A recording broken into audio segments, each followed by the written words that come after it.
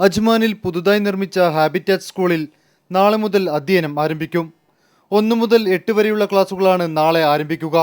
KG2 class May 1-നും KG1 class May 4-നും തുടങ്ങുമെന്ന് chairman Sheikh Sultan bin Saqr Al Nuaimi, managing director CT Shamsu Saman തുടങ്ങിയവർ വാർത്താ സമ്മേളനത്തിൽ അറിയിച്ചു.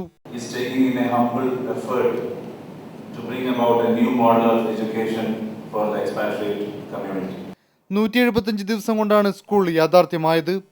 പരിസ്ഥിതി സൗഹൃദ സംവിധാനങ്ങളോടെയാണ് കുട്ടികൾക്ക് ക്ലാസുകൾ നടക്കുക.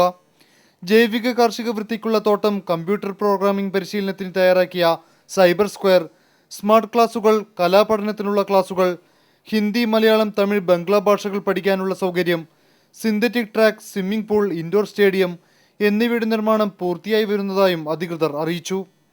Academic director CT Adil, dean Waseem Yousuf Bhat, principal Jisha Jayan, manager Mujeebur Rahman തുടങ്ങിയവരും വാർത്താ സമ്മേളനത്തിൽ പങ്കെടുത്തു. Jeevan news, Ajman.